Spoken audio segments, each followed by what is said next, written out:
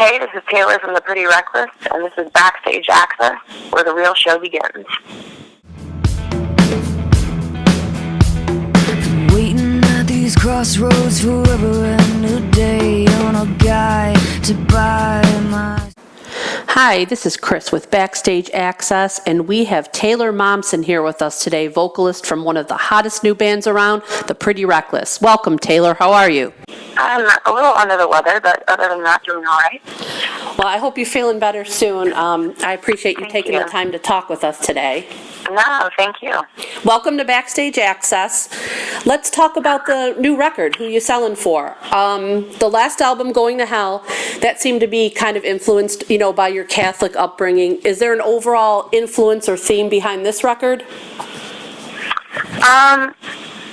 First of all, I wouldn't say Going to Hell is totally influenced by my Catholic. That's a little making it too specific. It's a little broader than that. But I think that got written somewhere and then everyone picked up on it. But well, heaven and hell is just kind of a common metaphor that I think everyone understands.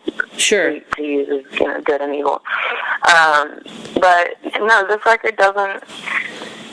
I mean, it's very personal and stuff, but it doesn't have there's no message or theme or anything. It's not a concept record, so it's just a collection of songs that were written around the same period of time. So it very much kind of captures a moment in our lives. Right. Now, you and Ben have been writing songs together for a long time. Did the two of you have kind of artistic chemistry right away? Yeah, and it's very rare and lucky to find, so we're very fortunate. I met Ben through a producer, Cato, and we started writing together, and it kind of just immediately worked. I don't know why, and because I had never really written with anyone else. I was just a singer-songwriter myself, and he hadn't really either, so it was kind of a very kismet, just kind of naturally, ideas bounced off each other, and suddenly there was a song. And what was the process like for this album? Do you kind of get together with the purpose of writing, or just kind of bring ideas together?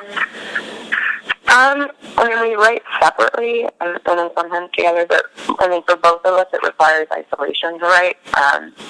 So I go away and at the house in New England, and I go tuck myself away in this tiny little creepy, very Stephen King-esque house. Okay. And I read, and I read, and I paint, and I sculpt, and try to just keep your mind open to any ideas and see where your mind's going to take you and go down that rabbit hole of writing, which isn't always the most pleasant, but, it is what it is. And he kind of does the same thing, and then we'll bring ideas together, and there's no real process. It's different every time. Sometimes I come in with the whole thing, and he'll go, well, if you change this, and this, and this is better, or vice versa. So there's no real kind of process. It's hard to explain, but sure. Whatever it is, it works. Exactly. Well, that's the most important thing, is that it works for you. What about the song in particular, The Walls Are Closing In? Because I read there was a little bit of a story behind that as far as where the idea came from. Could you tell us a little bit about it? There's not really much of a story behind it. I think it's just starting. It felt like there's this little kind of ditty we had, and we weren't sure where to put it on the record, and then it seemed like once we recorded it felt like a perfect kind of album opener, kind of just set up hopefully this journey that the record's going to take you on. Right. What about the blues? I love the kind of bluesy feel on some of the songs, and it really brings out, the raw emotions in your vocal. Are you a fan of some of the blues masters like, Robert Johnson and Muddy Waters? Of course. Rock and roll started with the blues. Without the blues, it would be no rock and roll. I love the blues. Literally take me down. It's inspired by the story of Robert Johnson going down to the crossroads and selling his soul for rock and roll, Right. So absolutely. Now, for this record, you brought in some outside musicians. What brought that on, and will you look to do that again on future records? Well, we had this song, and for the first time, we really wanted to make a very organic, kind of honest record. And instead of, nowadays with computers, everything can be fixed, everything can be manipulated and overdubbed and made to be perfect. And what I think is missing in music now is that human element of really hearing the player behind it, like not having everything be perfectly lined up. Like the mistake is what gives it power and what gives it feel. Even if it's not a mistake. So we wanted to very much have that vibe in the studio, and we had songs that we knew were going to require outside musicians, so that either meant we did it ourselves and then overdubbed the piano or overdubbed the keyboard, or did that type of layering of that thing, or we brought in outside players and actually set up like a band and jam. And so we chose the latter, obviously. So we brought in Amy Burton, who played keys, who was fantastic. We had a backup singers, which was really fun for me to get to sing with other people. Janice Pendarvis, who's an icon in her own right, and Jenny Douglas Foote and Sophia Ramos, they're on Wild City and Take Me Down, and so that was really fun to get to sing with them. And so really we wanted to kind of capture that feeling of the band playing, really the whine of the note is important, the wobble of the vocal, it's what gives it the feel, it's what draws you in. So we wanted everything to be very honest and human-like, and so we tried to do our best to make that the case. And I think that by doing that, songs evolved into things that they might not have said we not. The Devil's Back is a really good example of that. That was originally going to be about a 2.5-minute song, and because we were all in a room jamming, it felt so good, the vibe was so right. We just said, keep playing. And nice. Now it's one of the longest songs on the record. Now, you mentioned also Wild City, and you guys being from New York, how does living in a city like New York help the band from a creative standpoint?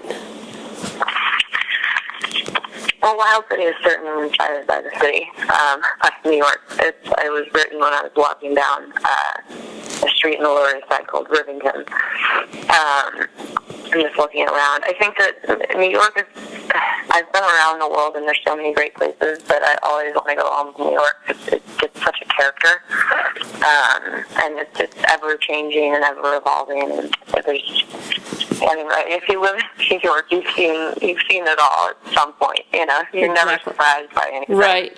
So I think that having the constant movement and character that New York has, I haven't been able to find it anywhere else. So it certainly it's helpful because it's its own person. Now the band is out in the midst of a tour right now, and I know you have a date coming up, which would be local for us, at the Rapids Theater in Niagara Falls. Yeah. How is the tour going so far, and kind of what can fans expect at that show in the Falls? It's been great so far. Aside from everyone getting sick, it's been really fun. It's great to be back out playing the material. We're slowly adding in more and more of the new record to the set because I wanted to let the record sit out there a little bit for people to hear it. We put our blood, sweat, and tears into it, so I wanted to let them hear it before they heard the stripped down live ruckus rock and roll version of it. But you can expect a loud ruckus rock and roll show. It's a lot of fun. Now, being the female in the band, what's the hardest part about being on tour with a bunch of guys? Nothing. We all have the same struggles. The hardest part, trying to get enough sleep, trying to stay healthy, but it's all the same kind of just basic human elements, trying to find a shower that's clean enough to shower in. Things like that. So it's no different for me than it is for them. Okay, now, obviously you come from, a modeling, acting background, and is it more difficult doing what you are now, being yourself up there on stage every night, than it was to act out a role for a specific part? No, it's freeing. I never really liked acting and that side of things. It was never really my choice. I got put into it at a very young age, and when I was old enough to make my own decisions, I quit and haven't looked back since. That's like literally talking about, my child. Right. I mean, like, I consider myself a writer first, and so getting to write songs and then record them and then play them live, there's no greater job, at least in my mind. Fantastic. Now, thank you so much for taking the time to chat with us today. I know you're not feeling the best, so we do appreciate it. No, I thank you. And best of luck with the new album. You should come to the show if you have a chance. I'm actually down here in Charlotte, but I do believe some of my coworkers will be up there at the show in the Niagara Falls area. So awesome. They will get to see you then. Oh, fantastic. Well, tell them to come say hi. I definitely will.